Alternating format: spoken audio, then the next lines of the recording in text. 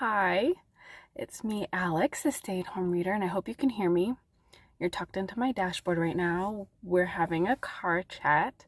I'm sitting outside of my son's baseball practice, and I had a minute to catch up because I definitely disappeared after, I think, the beginning of July. Um, yeah, summer both flew by and yet lasted forever. So, very quickly catch up on how my summer went. Both of my kids played a lot of baseball.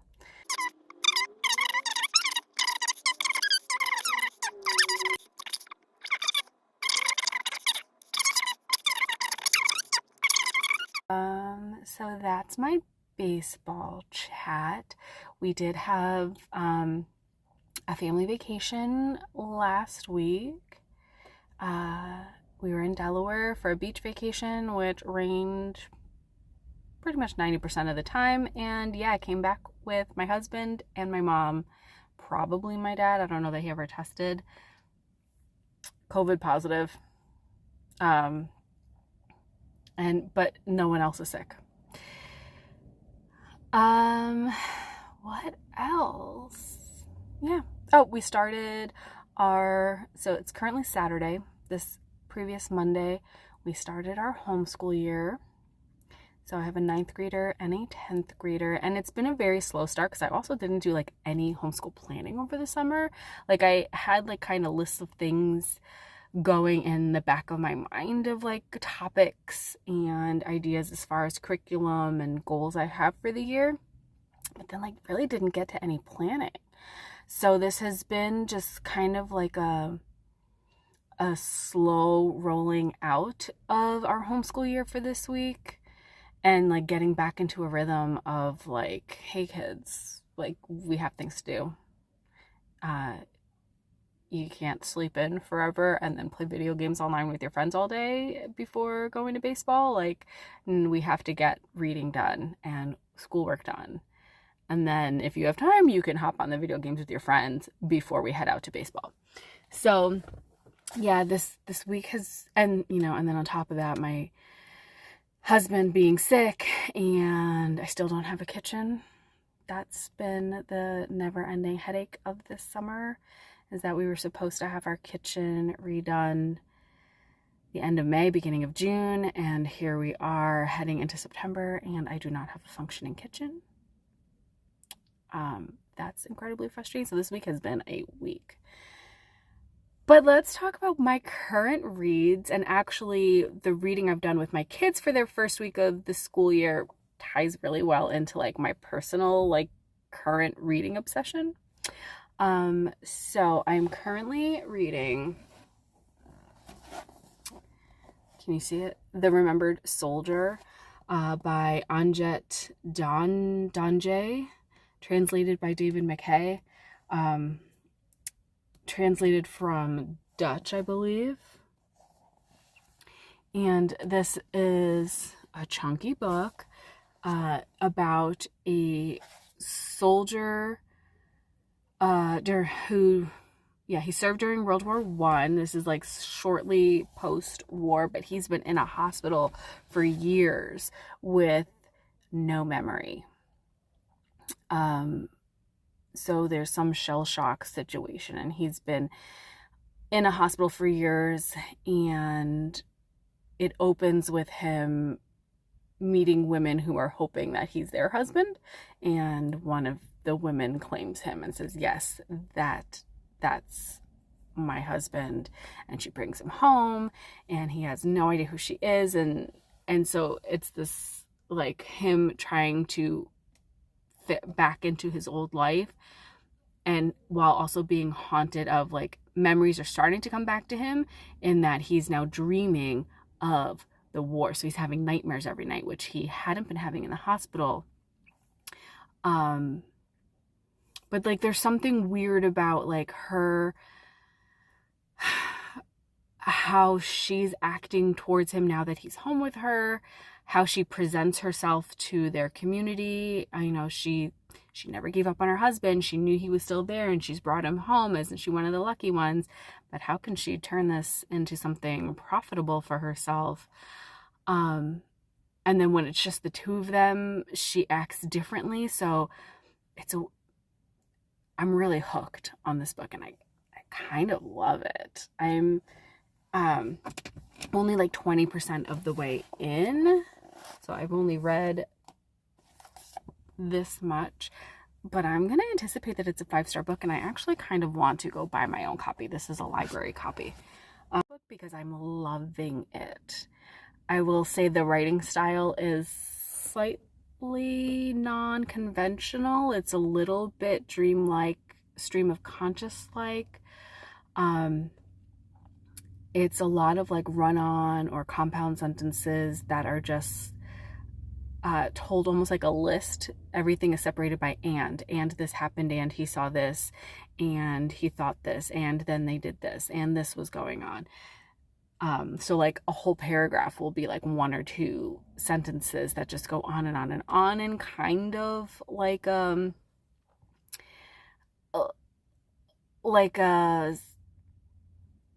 dreamlike kind of state where you can tell the characters are kind of unmoored.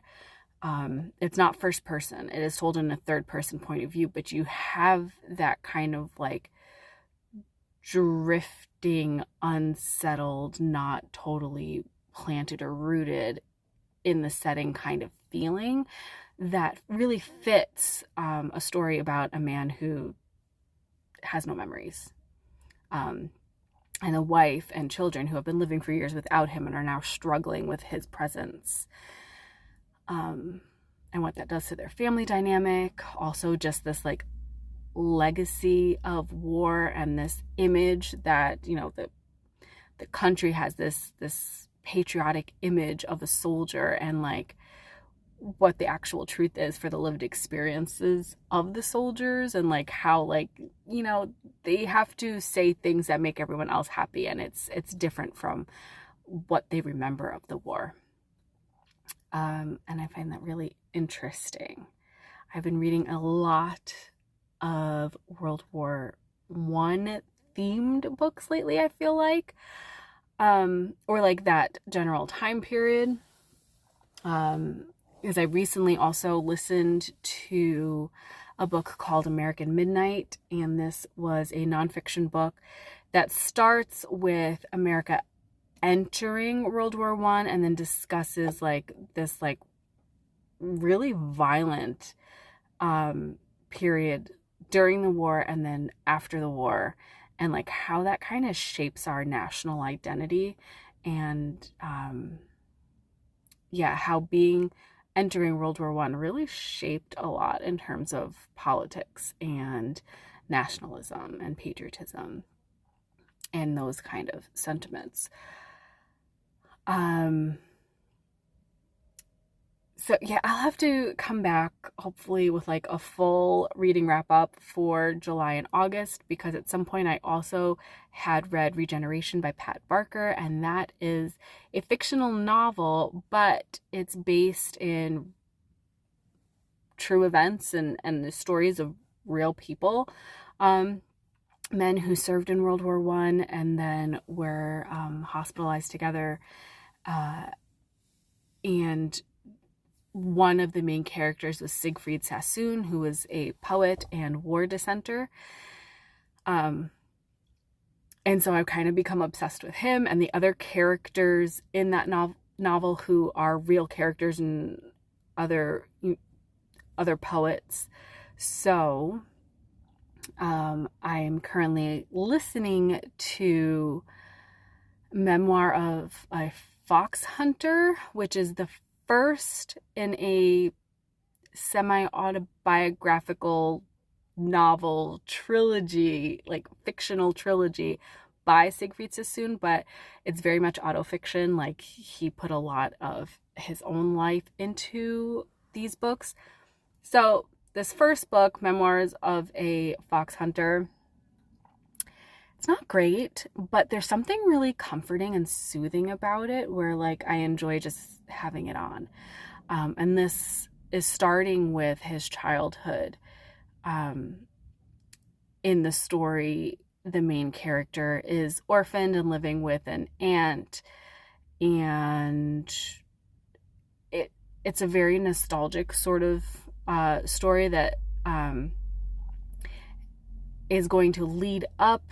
I believe by the end of this book we'll be entering World War I, and then the second book is like something memoirs of an infantry soldier or something like that. But I think the point of the book is to be very nostalgic and portray like the change of like the end of the Edwardian era moving into World War I. And so I'm enjoying it, but like I feel like it hasn't, the plot is not really focused on any one main thing. It's really a vibes kind of book. Yeah. And so for my kids, what we've been reading is some more World War I like short pieces of fiction. I have a book out from the library called No Man's Land, and it is a collection of fiction from writers during World War I. And so out of that, we read excerpts from All Quiet on the Western Front, which I loved. And okay, I still have 10 minutes before I have to go grab my son from his practice. So yeah, we read 3 excerpts from All Quiet on the Western Front. I think one was titled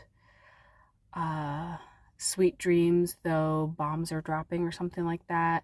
Another one was called Dead Man's Room, and then maybe He Fell in October or something like that, or He Left in October. So I'm assuming those are like chapter titles pulled out of the full novel. And I have the novel at home, and I've been thinking about reading it. And after reading these excerpts and getting a taste of the writing style and the voice, I loved it. And I think the kids enjoyed it also. Their history for the year is going to focus on like I think they're going to start around World War I and go into World War II.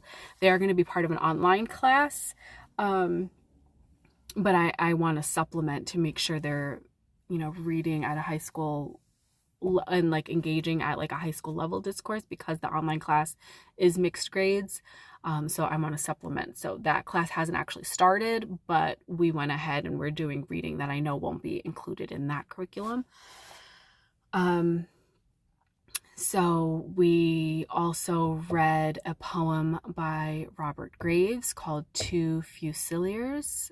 And then we read an excerpt from a book called Fear by Gabriel Chevalier, I think. And the excerpt was called I Am Afraid. And that is a soldier who is in a hospital, and, the nuns and the nurses are asking like, what's it like? What were you doing? What were you doing on the front lines? What was it like in the trenches? Like, tell us. They want these heroic stories. And he's like, I was afraid. It was terrifying. Everyone there is afraid. And the women just absolutely hate hearing that.